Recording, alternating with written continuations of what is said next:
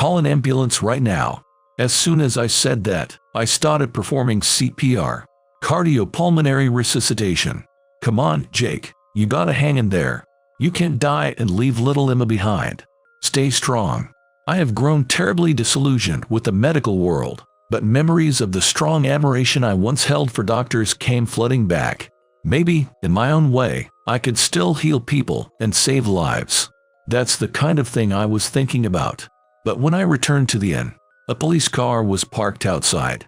I rushed inside to find a police officer standing there. "You're Ethan Miller, right?" "My name is Ethan Miller. I work at a spine in a rural area surrounded by lush nature and clean air. This place is nestled in the mountains, with the sound of a clear river babbling nearby.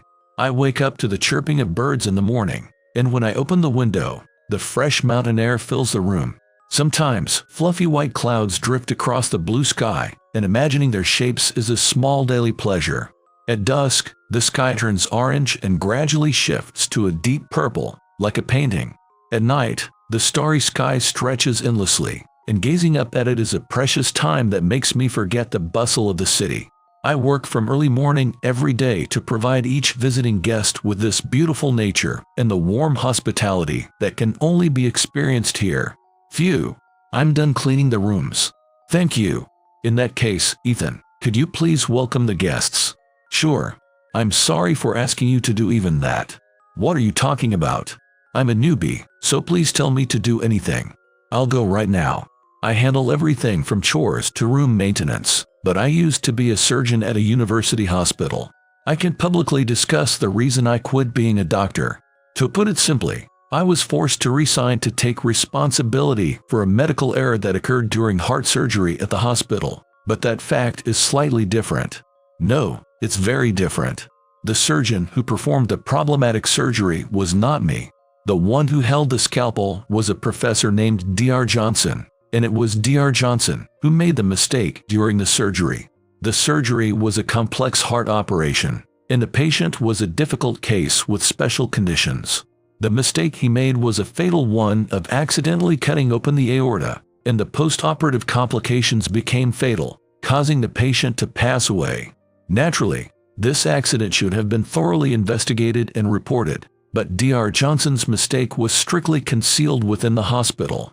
And since I was assigned a role at the planning stage of this surgery and was designated as a surgeon on paper, the professor thought of using that to escape responsibility. Dr. Johnson's influence was immense within the university hospital, and since letting his mistake leak outside would severely damage the hospital's reputation, the hospital administration also tried to handle it by placing all the blame on me. Dr. Johnson, why do I have to take responsibility? You made a mistake during the surgery.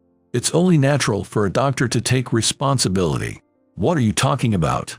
Weren't you the surgeon, Dr. Johnson? So why am I being made to take responsibility? Hey, what are you saying? There's no way I would make such a misjudgment. You're gonna cover up the truth. Push all the responsibility onto me alone and pretend it never happened. Don't say things that sound bad. Your name is listed as a surgeon.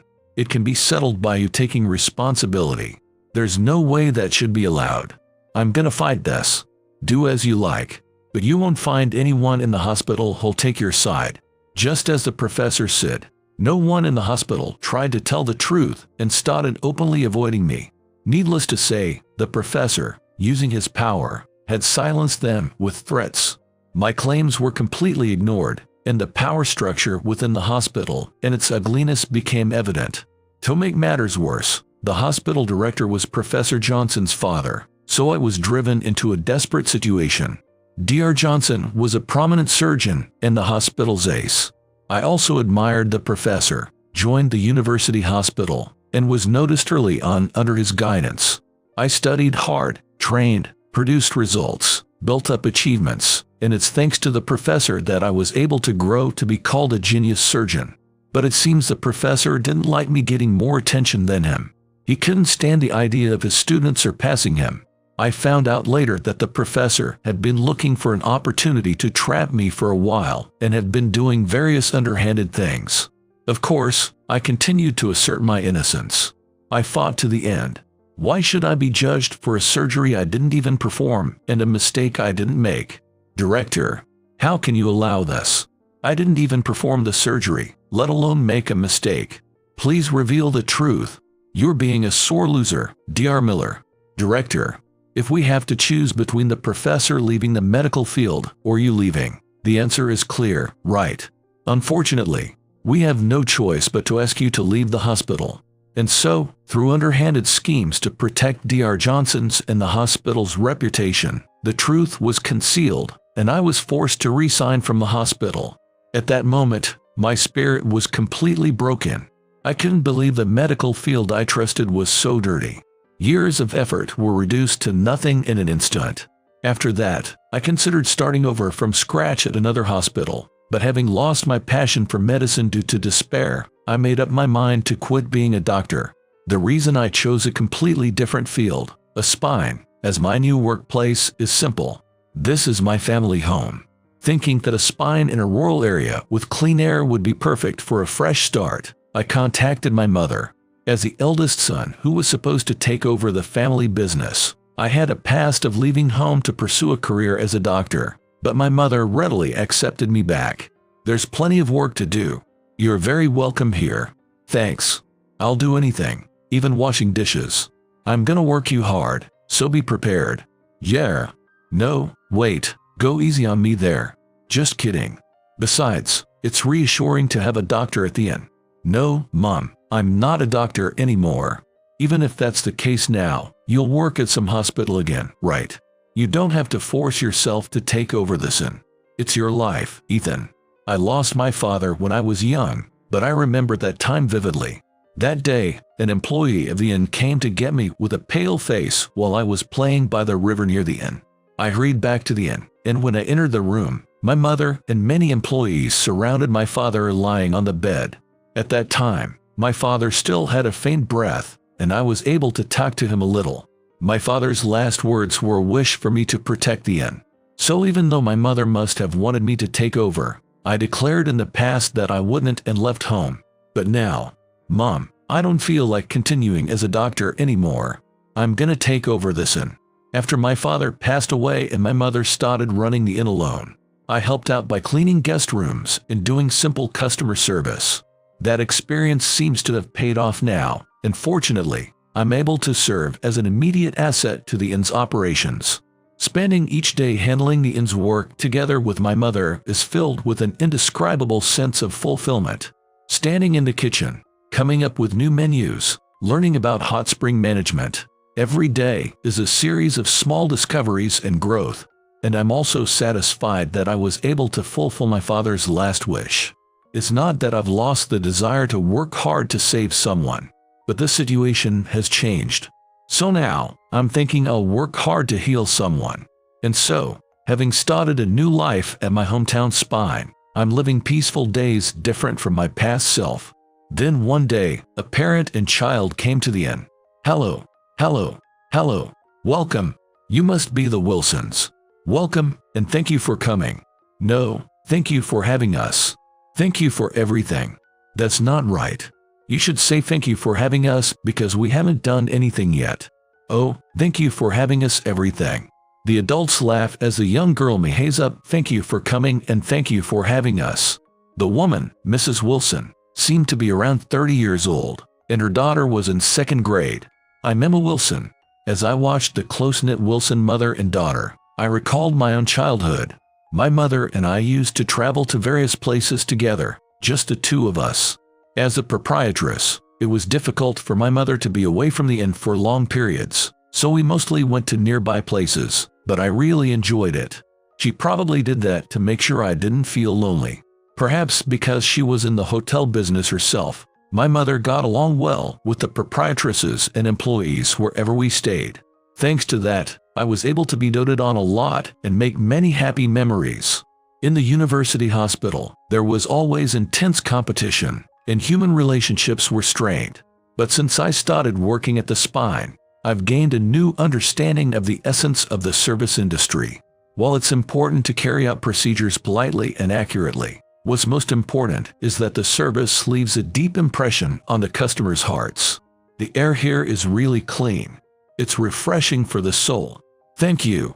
You'll feel even more rejuvenated after soaking in the hot bath. Yes. I'm really looking forward to it. I want to go in the hot bath. At night, the sky is filled with stars, so please relax and enjoy stargazing from the outdoor bath. Ah, that sounds amazing. Emma, we can see lots of stars from the bath. I want to see the stars. I'm glad we decided to come. It's just the two of us, so we rarely get a chance to travel. I understand. It was just my son and me, too, so we could only go to nearby places. Oh, I see. Please make lots of happy memories before you leave. Yes, thank you. Emma, let's make happy memories. Yeah, make memories. Well then, let me show you to your room. Really, welcome, and thank you for coming. No, thank you for having us. Thank you for everything. We burst out laughing at the little girl's words. I sincerely hoped that this mother and daughter would be able to create fun, wonderful memories at this inn. I wished for that with a smile. That evening, as I was quietly cleaning the outside of the inn while the sun was setting, I suddenly heard a commotion.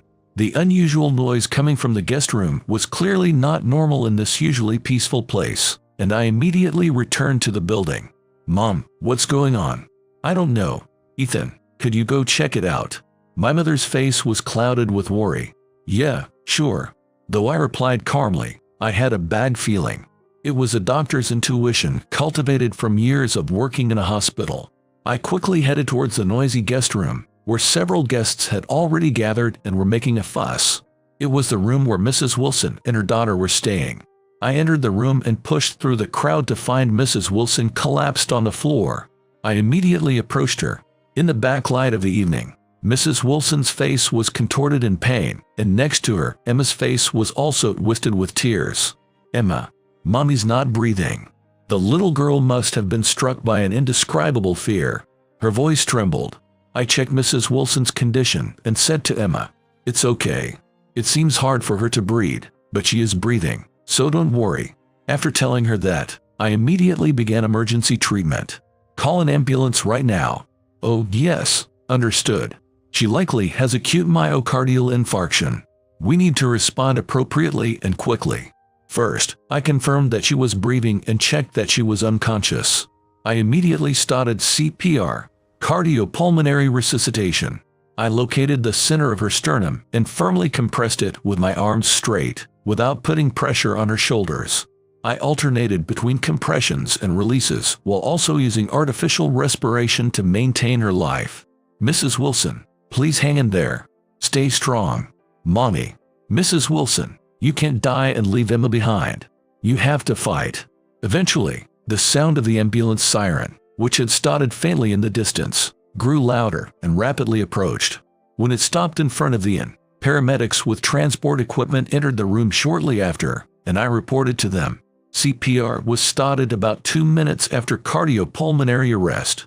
The patient's breathing is irregular, and she's unconscious. Understood. The paramedics reacted swiftly, confirmed the details of the CPR I had performed, and began life-saving treatment.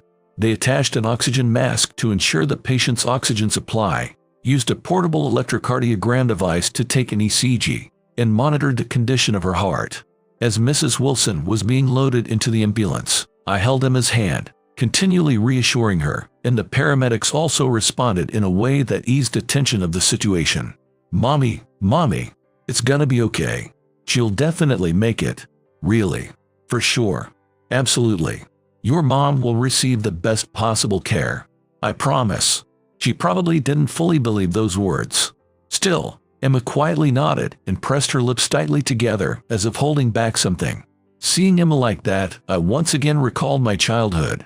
My mother had also suddenly collapsed in the past. Having lost my father, I panicked, imagining the worst. Mom's gonna die. Please save my mom. Please save my mom. I just desperately kept praying to God like that. And whether my prayers were answered or not, my mother survived. But it wasn't God who saved my mother. The one who saved my mother's life was a doctor named Dr. Bella. Admiring Dr. Bella, I aspired to become a doctor myself so that I could save the lives of loved ones. Though I had become terribly disillusioned with the medical world, The memory of my strong admiration for doctors back then resurfaced, and I felt like I had finally returned to my original intention, thinking that being a doctor wasn't so bad after all. It was a strange feeling. Fortunately, there was a large hospital nearby, so a detailed diagnosis and appropriate treatment by specialists were quickly performed, and we received word that she was going into surgery. Grateful for the professional response of the paramedics, I explained the situation to Emma, and we headed to the hospital. The surgery went smoothly, and Mrs. Wilson's life was saved. Emma must have been holding an unbearable amount of anxiety and tension in her small body. When the surgery was over and the surgeon told her, "It's okay now," she burst into tears, perhaps from relief. I stroked Emma's head over and over as she shed large tears. As I left the hospital and headed back to the inn, I felt a deep sense of fulfillment. In this small town, far removed from the fierce world of cutthroat competition for success driven by desire, I might still be able to heal people and save lives in my own way. I had thoughts like that. However, I was surprised when I returned to the inn. A police car was parked in front of the inn. "Oh, is that a police car?" "You're right. I wonder why. Did something else happen?" Feeling uneasy, I hurried inside to find a police officer standing there. He turned directly towards me, stood at attention, saluted, and said, "You're Ethan Miller, right?" Why was a police officer addressing me? Next to the officer, my mother was staring at me with a worried look. "Yes, that's me, but what's this about?" "Thank you very much for saving my sister this time." "Huh? What are you talking about?" "Oh, it's Uncle Mike." "Uncle what?" "Emma, you know this police officer. This officer is Mrs. Wilson's younger brother." "What?" The officer was Mrs. Wilson's younger brother. As a family member, he was immediately contacted by the hospital and informed that she had been transported by ambulance and undergone surgery. "I heard that without your treatment, we don't know what would have happened to my sister." "Thank you so much." "Oh, no, I just did what needed to be done." "Pardon me, but how were you able to provide emergency treatment?" "Oh, well, that's... Do you have some kind of knowledge about that?" "Ethan used to work at a university hospital." "What? Is that true?" "Well, yeah, sort of. But why did you come here then?" "Oh, I'm sorry. That was rude of me to ask when we just met." "No, it's fine." Of course, I had no intention of talking about it. But if he investigated, he was a police officer. The circumstances that led to me leaving the hospital would easily come to light. And I had nothing to hide. I began explaining to the officer I had just met the circumstances that led to me quitting as a doctor. Officer Wilson listened intently to my story, but his expression gradually turned grim, and when I finished, he said in a strong tone, his eyes filled with anger, "That's unacceptable." "Unacceptable, you say?" I was in despair. "You mustn't give up. My sister was saved because you didn't give up." "No, that was just what I had to do as a doctor." "Then I'll do what I have to do as a police officer. I'll cooperate with you, so let's clear your name together." "What? That can't be allowed. Someone like that shouldn't be entrusted with patients' lives as a doctor." "And more than anything," Officer Wilson said with a gaze full of a sense of justice, "someone like you should continue being a doctor." And so, the police decided to take action to clear the suspicion of medical malpractice that had been unjustly placed on me. The police investigation team gathered testimonies from hospital staff, thoroughly examined evidence documents, and finally grasped a clue to uncover the truth. In the course of the investigation, it was revealed that Dr. Johnson at the time had intentionally falsified evidence to conceal his own mistake. Furthermore, evidence surfaced one after another showing that Dr. Johnson had exercised his influence within the hospital to sacrifice me and protect his own position. Dr. Johnson, this is the evidence you falsified to cover up your surgical failure, isn't it? That's a misunderstanding. I didn't intend to hide the unfortunate accident from the patient. It's not a misunderstanding.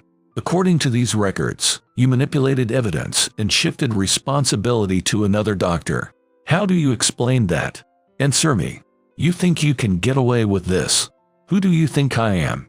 The evidence speaks for itself, Professor. No matter how skilled a doctor you are, it doesn't change the fact that you falsified evidence. This evidence was provided by Dr. Bella, who is still respected in the medical world even after his retirement. Yes, the doctor who saved my mother and gave me the opportunity to aspire to become a doctor. Dr. Bella used his extensive connections to gather information about Dr. Johnson's misconduct from the hospital staff at the time and passed that information on to the police. With Dr. Bella's testimony and the evidence he collected, Dr. Johnson's guilt became clear. The hospital director, deemed to have been complicit in the cover-up, was forced to resign, and Dr. Johnson was expelled from the medical world. Still, during the trial, Dr. Johnson refused to admit his actions until the very end. Looking back on my life, it's clear that I've dedicated my life to the profession of medicine. My research has been recognized both domestically and internationally, and many doctors and patients have benefited from it. The fact that I'm being criticized here today is proof that my contributions to the medical world are not understood at all. It's clear that my leaving the medical world would be a great loss for the field. The professor only boasted about his own achievements, and the more he did so, the more he exposed in court that he had no understanding of the gravity of the crimes he had committed. What's the big deal about this trivial mistake? Even if I committed 1 or 2 instances of negligence, they're negligible compared to the number of lives that have been saved as a result. This is a fact. At his brazen statement, the gallery murmured, and scattered snickers could be heard. Still, the professor continued to justify himself. However, his arguments were not accepted in the face of overwhelming evidence, and he ultimately faced legal sanctions. He could potentially be charged with many crimes: professional negligence resulting in death for failing to provide proper medical care, destruction of evidence for intentionally falsifying medical records to conceal the truth and obstruct the investigation, perjury for giving false testimony in court and to the police, and coercion for forcing other doctors and staff to give false testimony or keep quiet. As Dr. Johnson left the courtroom, gone was any trace of his former dignity and confidence. All that remained was the figure of a dejected middle-aged man, the result of his desperate struggle, in which he persistently tried to justify himself without acknowledging his own mistakes, was a miserable one that was not accepted by anyone and was met with derision. He was the mastermind who framed me, but I couldn't bring myself to directly face the miserable figure of a doctor I had once looked up to and held in deep respect. I just watched his retreating figure, plagued by pity. At that moment, I acutely felt how his life had crumbled. Through this series of events, the false suspicions against me were cleared, and my reputation was restored. After returning to the medical world, I began walking the path of a doctor's career once again at a new hospital, different from before. Then one day, as I was walking down the hospital corridor, I heard a familiar, cute voice. "Doctor." "Huh? Oh, Emma. Long time no see." "Oh, Mrs. Wilson." I had a chance reunion with Mrs. Wilson and her daughter, who said they were visiting the hospital to see an acquaintance. "I can't thank you enough for what you did for us." "Thank you so much." "No, you've already thanked me many times. No matter how many times I express my gratitude, it'll never be enough. If you hadn't been there, I really don't know what would have happened. No, what matters most is that you've made a full recovery." "Yes. You know what? Mom keeps talking about you, doctor." "Hey, what?" No, she really does say it's all thanks to you, doctor." "Oh, I see. Mom likes you, doctor." "Hey. Huh? Oh, no, I'm sorry. Oh, no." Mrs. Wilson's face turned bright red as she looked down, and I was at a loss for words. We stood facing each other in the hospital corridor, frozen in place. At that moment, I was called by a nurse. "Oh, you're working right now, aren't you?" "I'm sorry." "No, it was great to see you." "Well then, if you'll excuse me. Bye-bye, Emma." "Bye-bye." And just as I was about to leave, "Oh, why yes. If it's okay with you, would you like to go out to eat some time?" "What? I know you must be busy, but as a way to thank you." "Yes, let's definitely do that." "Oh, is that okay?" "Of course. Thank you for the invitation." Yay. That was the catalyst for a new relationship to blossom between us. Now I have a family with her, and I'm living fulfilling days not only as a doctor, but also as a family man. I once felt despair, but I'm deeply grateful that through encounters with various people and their support, the truth came to light, and I was able to find a glimmer of hope once again. My wife took over the inn and is working hard as a novice proprietress.